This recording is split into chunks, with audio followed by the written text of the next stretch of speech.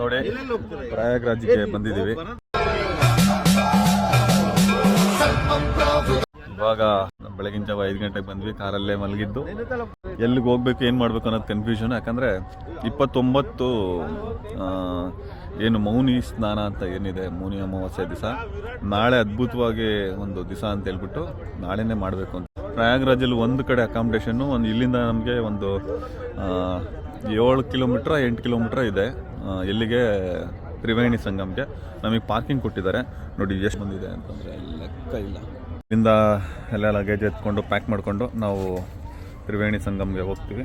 ಅಲ್ಲಿ ಇವತ್ತು ಅಲ್ಲೇ ಹಾಲ್ಟಾಗಿ ಮತ್ತು ನಾಳೆ ಏನು ಅಂತೇಳಿ ಪ್ಲ್ಯಾನ್ ಮಾಡಿಕೊಂಡು ಚಳಿ ಆಗ್ತಿತ್ತು, ಹಾಗಾಗಿ ಫುಲ್ ಬಿಸಿ ಕಾಸ್ಕೊಳಗೆ ಬೆಂಕಿ ಹಚ್ಕೊಂಡ್ವಿ.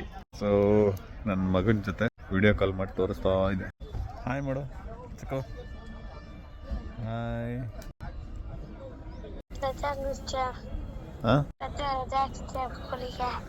ಸ್ಕೂಲಿಗೆ ರಜಾ ಹಾಕ್ಸ್ತೀಯಾ? ಅಮ್ಮ ಬೈತು ತಕೊಂಡಲ್ಲಿ. ಅಮ್ಮಂಗೆ ಎದುರ್ಕೊಳಲ್ಲ, ಆದರೆ ರಜಾ ಹಾಕ್ಸೋಕ್ಕಾಗುತ್ತಾ? ಬಹಳ ಚಳಿ ಆಗ್ತಿತ್ತು, ಹಂಗಾಗಿ ಇನ್ನಿಬ್ಬರು ಎದ್ದಿಲ್ಲ, ಕಾರಲ್ಲೇ ಕೂತಿದ್ದಾರೆ, ಅಲ್ಲ ಮಲಗಿದ್ದಾರೆ. ಸಾರಿ, ಪಾಪಚ್ಚಿ ಬೇರೆ ಸ್ಟೇಟ್ ಅವರೆಲ್ಲ ಬರ್ತಿದ್ದಾರೆ. ನಾವು ಬೆಂಕಿ ಹಾಕಿದ್ದೀವಿ ಅಂತ ಕಾಸ್ಕೊಳ್ಳೋಕೆ. ನೋಡಿ ಫ್ರೆಂಡ್ಸ್, ಇಲ್ಲೇ ನಾವು ಬೆಂಕಿ ಕಾಸಿದ್ವಿ. ಹಸು ತಿಂತೈತೆ, ನಡಿ ಆ ಕಡೆ. ಬೆಂಕಿನೇ ತಿನ್ನುತ್ತೆ ಹಸು. ನೋಡಪ್ಪ, ನಮ್ಮ ತುಮಕೂರೆಲ್ಲ ಹೋದ್ರು, ನಾವು 4 ಜನ ಮಾತ್ರ ಇವಾಗ ಹೊಡ್ತಾ ಇದೀವಿ. ಜೆಪಿಯಲ್ಲಿ ಹತ್ರವ ನಾವು ಅಲ್ಲಿ ಕಾರ್ ನಿಲ್ಸಿದೀವಿ. ಅಲ್ಲಿ ಲೊಕೇಶನ್ ತಗೊಬೇಕು, ಇಲ್ಲಾಂದ್ರೆ ತುಂಬಾ ಕಷ್ಟ ಆಗುತ್ತೆ. ಓಕೆ ಫ್ರೆಂಡ್ಸ್, ಎಲ್ಲ ಜಾಲಿ